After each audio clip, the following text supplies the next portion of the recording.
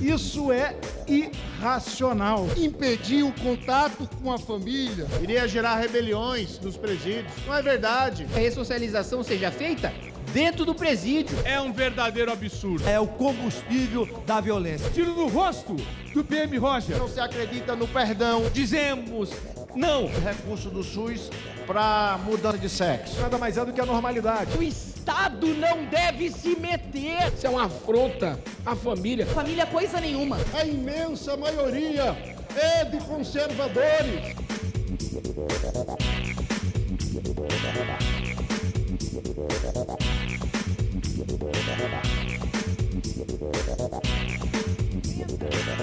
Na semana encurtada pelo feriado de Corpus Christi, Câmara e Senado voltaram a se reunir em sessão do Congresso para analisar vetos presidenciais. Entre os mais polêmicos estava o veto do presidente Lula à proibição das chamadas saidinhas do regime semiaberto, derrubado por deputados e senadores. Com isso, serão retiradas da Lei de Execução Penal as possibilidades de saída temporária de presos para visita à família e participação em atividades de ressocialização.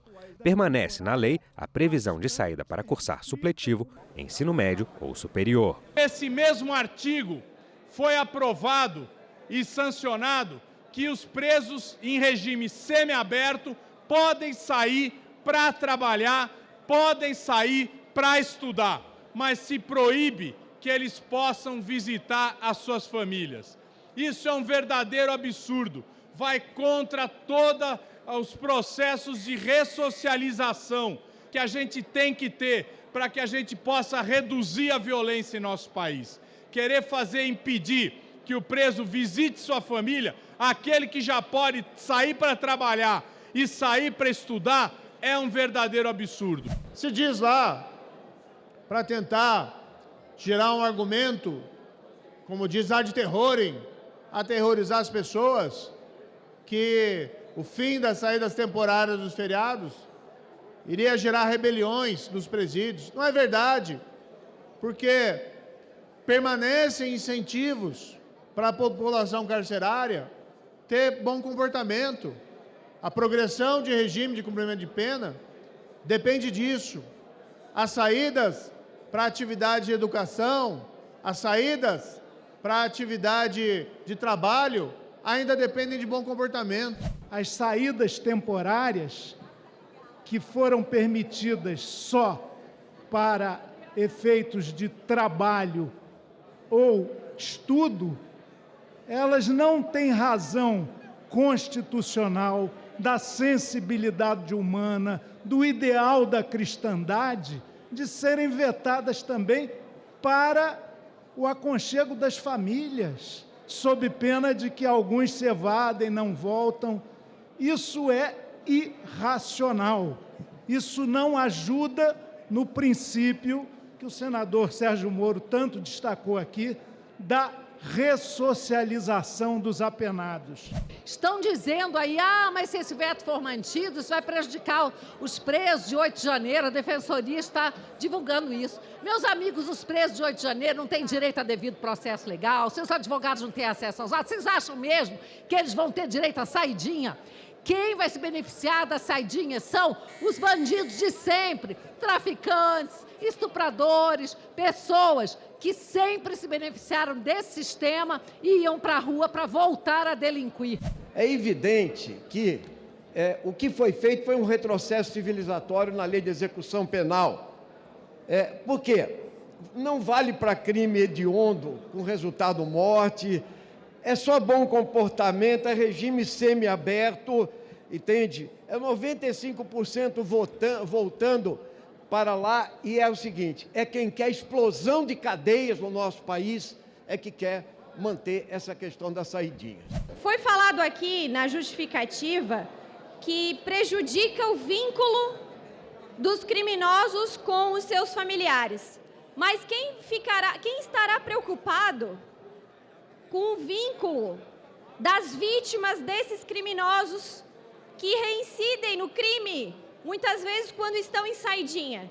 Então, é um completo absurdo o governo Lula ter vetado justamente a parte que mais importava nessa questão de acabar com benefícios para criminosos. Só tem direito a quem está no regime semiaberto. Ou seja, a pessoa já sai para trabalhar, já sai para estudar. Seria, sem razoabilidade alguma, impedir o contato com a família.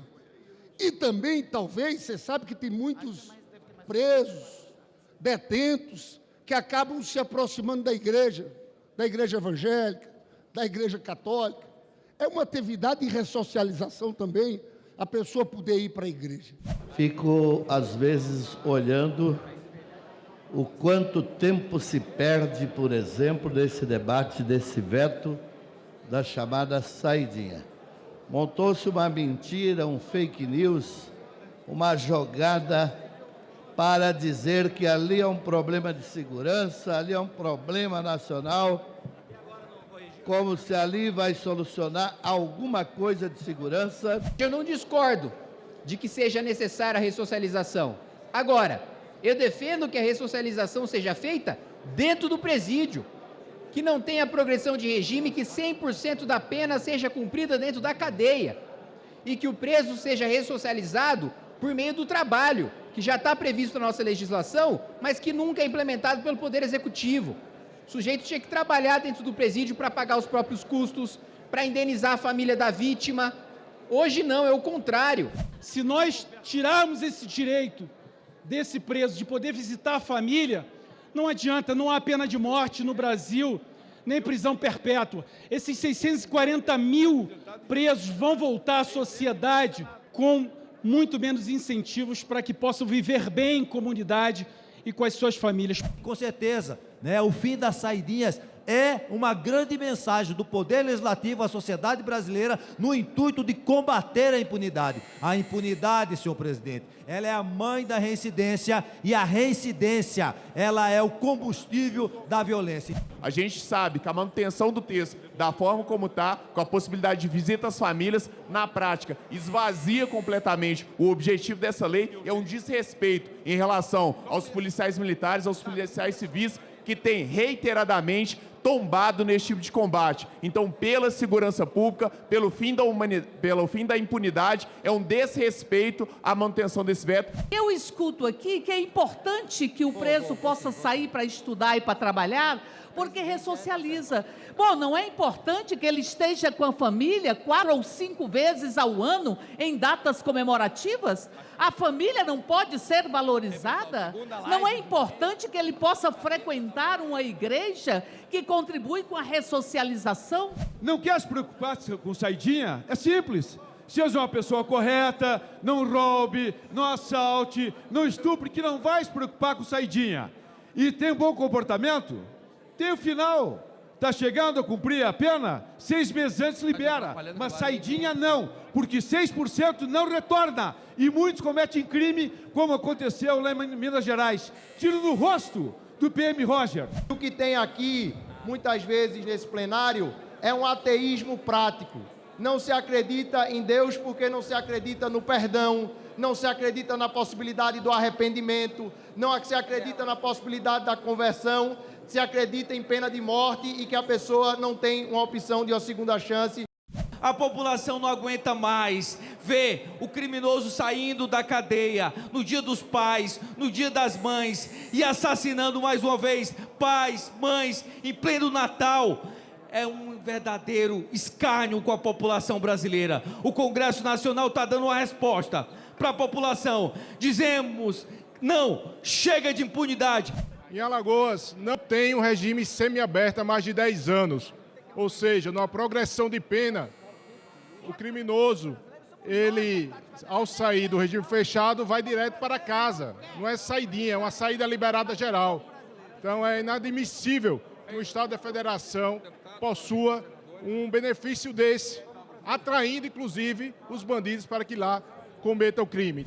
O dispositivo que teve veto é um dispositivo que possibilita para aqueles que estão no regime semiaberto, após a realização de um exame criminológico, que consta no mesmo projeto que foi sancionado. E após a manifestação do Ministério Público e após a manifestação do magistrado, ter o contato com a família. É disso que se refere. É o contato com a família para quem já está no regime semiaberto. Ou seja, entre aspas, beneficiado por este dispositivo já está no regime semiaberto para ter o seu contato com a família. Em homenagem ao nome que leva essa lei, senador Rodrigo Pacheco, sargento PM Dias, da Polícia Militar do Estado de Minas Gerais, assassinado covardemente por uma dessas pessoas que saiu durante uma saidinha, não só não retornou, como matou um pai de família, um policial militar. Então nós temos a obrigação de completar o serviço agora. Não vamos abrir mais brecha nenhuma para esse tipo de benefício. Um veto do ex-presidente Bolsonaro a crimes contra o Estado Democrático de Direito foi mantido pelo Congresso. Esses crimes estavam previstos no projeto que revogou a antiga Lei de Segurança Nacional, incluindo a disseminação de fake news em campanhas eleitorais e a obstrução violenta de manifestações de qualquer cunho, com agravante para emprego de arma de fogo. Esses delitos permanecem, portanto, vetados e fora do texto da lei sancionada. Esse veto é importante ser mantido, ainda é do governo do presidente Bolsonaro, porque se for derrubado, automaticamente, quem falar o que o governo não gosta pode tomar 5 anos de cadeia. É o veto da Lei da Segurança Nacional. Então é importante que os parlamentares mantenham o veto 46, concomitantemente, senhor presidente, a questão dos policiais que prestam serviço à sociedade poderão ficar algemados se esse veto for derrubado. O Brasil, sob o governo Lula, tem o maior avanço mundial em ranking de liberdade de expressão. Eu vou repetir. O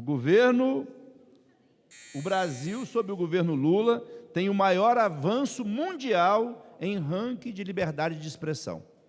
Isso significa que o mundo olha para o Brasil e vê a democracia se fortalecendo, as instituições se fortalecendo e o país voltando a respirar democracia. A nossa democracia ainda é frágil, mas contra toda a tentativa de golpe e ameaça contra a democracia, vamos fortalecendo aquilo que é mais sagrado. O direito de manifestação, senhor presidente, ele é garantido pela Constituição Federal do Brasil, a manifestação pacífica. Porém, quando essa manifestação ela quebra o ordenamento jurídico, nós temos que dar respaldo legal às forças de segurança para que elas possam sim atuar, mediante o uso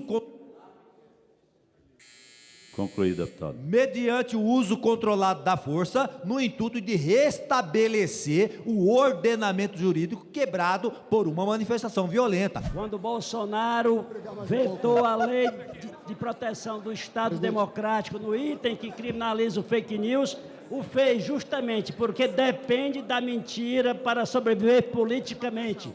A defesa da democracia exige uma rede social assentada também na responsabilidade, em que aqueles que a utilizam respondem na forma da lei pelos seus atos, inclusive criminalmente pelos atos criminosos que vierem a praticar nas redes sociais. Imagine quem utilizar qualquer aplicativo de troca de mensagens através do Telegram, WhatsApp, qualquer outro aplicativo e transmitir informações sabidamente, entre aspas, falsas, ou que esta possa prejudicar, inclusive, a rigidez eleitoral, um atentado à democracia, atos antidemocráticos, pegará a pena de 1 ano a 5 de prisão. Eu acho que der pouco 5 anos de prisão para quem constrói fake news. Porque o fake news mata. O fake news tem provocado mortes. Outro dia mesmo, em Suzano, em São Paulo, um jovem foi assassinado porque criaram um fake news dizendo que ele tinha matado vários cachorros. E assassinaram esse rapaz em função desse fake news. O Congresso Nacional derrubou ainda 28 vetos à Lei de Diretrizes Orçamentárias de 2024. A decisão assegurou, no texto da LDO, a proibição de destinar recursos orçamentários à invasão de terras e cirurgias em crianças para mudança de sexo. Pouco importa a opção, a orientação, como quer que se chame, sexual que uma pessoa venha a ter. O que realmente importa é que o Estado não deve se meter, botar dinheiro público, dinheiro do pagador de impostos para esse tipo de expediente é debochar do cidadão brasileiro que já se ressente de não ter uma educação suficiente para os seus filhos no que diz respeito a português, a matemática, a biologia, a química, a história, a geografia. Os recursos do SUS, ele já é escasso. Nós precisamos de destacar emendas parlamentares, tanto de senadores como deputados, para completar os recursos para os governos estaduais e municipais poderem fazer as cirurgias seletivas e fazer os diversos mutirões. Então, nós estamos com escassez de recursos. São poucos recursos. Por que que nós vamos priorizar ou permitir que se use recurso do SUS para mudança de sexo? Só se tivéssemos com muito dinheiro. Ações tendentes a influenciar crianças e adolescentes, da creche ao ensino médio, a terem opções sexuais diferentes da do sexo biológico. Isso aqui nada mais é do que a normalidade. Ações tendentes a desconstruir, diminuir ou extinguir o conceito de família tradicional, formado por pai, mãe e filhos. Está dentro da Constituição. Bem como proibir o uso de dinheiro público para cirurgias em crianças e adolescentes para mudança de sexo. Ora, se eles não podem ser nem responsabilizados criminalmente, quanto mais fazer uma alteração, bem como a proibição de abortos. Os artigos vetados constituem um atentado à técnica legislativa.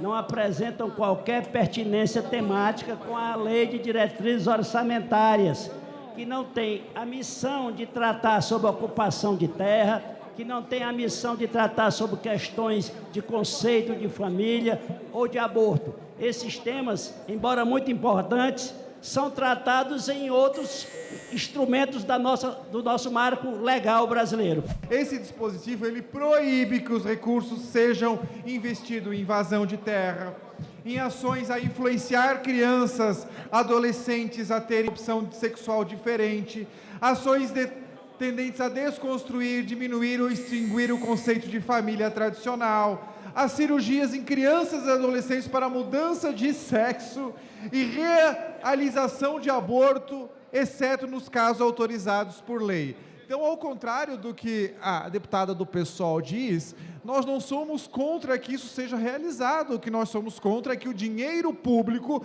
vá de maneira primordial para isso, e não para a saúde, segurança e educação. A discussão do orçamento público é a questão do Bolsa Família, do Minha Casa Minha Vida, do Pé de Meia, de uma série de questões. O que está tentando se fazer aqui é uma espetacularização desse processo legislativo e uma coisa que, inclusive, envergonha essa Câmara dos Deputados, porque tem, inclusive, erros de conceito, de coisas colocadas erroneamente aqui. É impressionante, pessoas passando meses, anos para fazer cirurgia simples. Essa é o raio-x hoje do SUS.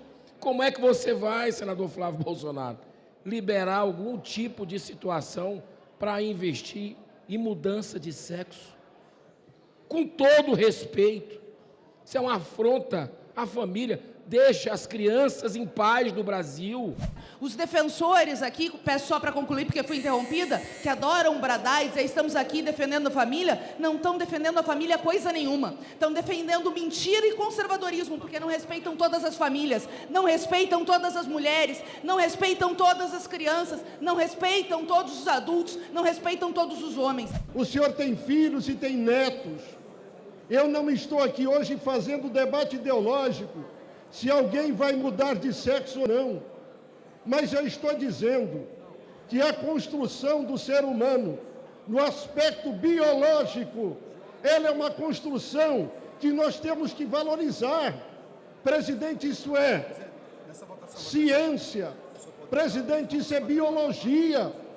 Aqui ninguém discrimina ninguém, mas o Estado democrático brasileiro, a imensa maioria, é de conservadores. Encerrada a sessão do Congresso, a Câmara se reuniu para aprovar a criação do Programa Mobilidade Verde e Inovação, MOVER, que prevê incentivos financeiros de 19,3 bilhões de reais em 5 anos e redução de imposto de importação, IPI, para estimular soluções tecnológicas e diminuir a emissão de gases poluentes.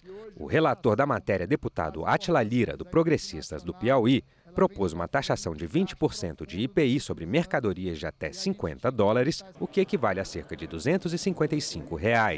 Acima desse valor e até $3.000, a alíquota seria de 60%, com desconto de $20 no imposto a pagar. O projeto de lei agora segue para o Senado. Você ter uma faixa de isenção para compras internacionais existe no mundo inteiro. Na China é de $600, nos Estados Unidos é de $1.000. Nos nossos vizinhos na América Latina, a média é exatamente o que o Brasil pratica, de $50. A solução não é taxar mais aqueles que compram online de maneira internacional. A solução é diminuir os tributos da indústria nacional. A solução é melhorar a infraestrutura para a indústria nacional. Nós fizemos o acordo da alíquota dos 20%, mas eu confesso a Vossa Excelência que nós não estamos saindo plenamente contemplados. Gostaríamos que tivéssemos, pelo menos, uma isonomia tributária, igualdade de tratamento da indústria brasileira com a indústria da China ou até mesmo com a indústria de todos os países. O projeto Mobilidade Verde ele vai dar um novo cenário econômico de competitividade para o nosso país, da indústria automobilística, da indústria de autopeças, setores que geram emprego e renda no nosso país. Sem dúvida nenhuma, o Brasil, que já chegou a ser o 6º maior produtor de automóveis do mundo, e hoje está entre o 8º e 9º, sem dúvida nenhuma, a partir de agora a gente dá um passo importante para que a gente volte ao cenário nacional, como grandes produtores, e cenário internacional na produção de automóveis. É uma fraude fiscal. E por que eu quero falar dessa fraude? Quero falar da fraude porque a partir do momento que você cria um fundo que vai ser gerido pelo BNDES, um fundo privado, ele não entra no orçamento. Ele está fora, ele não é aprovado em CMO, ele está fora do orçamento, está fora de arcabouço. Então, o que é isso? A gente está dando um cheque em branco, com uma verba não transparente, e isso é gravíssimo. Como os recursos do fundo não transitam pelo orçamento, tem um problema seríssimo, as receitas estarão submetidas e, por isso, as emendas parlamentares estarão calculadas a menor a cada ano, tendo em vista que elas são calculadas como uma porcentagem da receita corrente líquida. E os valores mínimos a serem destinados para a educação, para a saúde, também serão calculados a menor pelo mesmo motivo, inclusive as emendas deste Congresso. Quem não respeitar os compromissos infralegais dos donos do poder vão ter que pagar uma multa de 20%, que obviamente é repassada para o consumidor, que paga por revesgueio essa multa pelo chefão. E pior, essa multa vai sustentar um fundo que também está sendo criado por essa lei. E esse fundo, com esse recurso, vai ser de novo utilizado para ajudar as empresas escolhidas pelos donos da caneta. É um negócio horripilante, um protecionismo, um intervencionismo caríssimo. Como nós estamos tratando de um programa de incentivo à indústria brasileira, à geração de emprego, a não poluente, sustentável, eu queria o apoio do Novos Pares no sentido de incluir a bicicleta, porque toda a cadeia produtiva, além de gerar muitos empregos, ela é um instrumento de trabalho de milhões de pessoas, além do lazer, além de que ela não polui. Registro aqui que no meu estado, hoje você compra uma calça jeans, uma camisa, na minha cidade, que tinha 10 mil empregos, hoje não tem 2, mais barato na China do que você compra com as fábricas do nosso Espírito Santo. E a gente precisa, sim, dar condições de competição aos produtos brasileiros. Por isso que é importante a gente taxar os produtos importados. O Estado não determina nada. Nós estamos vendo aqui a falácia do Estado, da presença do Estado no Rio Grande do Sul, da ineficiência absoluta do Estado em todos os seus serviços. estamos dando mais poder para o Estado, agora determinar as tendências tecnológicas, até fundo centralizado, comandado do Estado, para ele poder direcionar para onde vai os recursos que as empresas poderiam usar naturalmente. Nós não podemos depender de juros bancários, que é o mais elevado do mundo. Nós precisamos ter recurso de pesquisa aqui a fundo perdido para ajudar as áreas estratégicas do Brasil. Nós estamos falando de um setor automotivo que é essencial para a questão da descarbonização, a questão da elevação, o problema climático que nós estamos vivendo.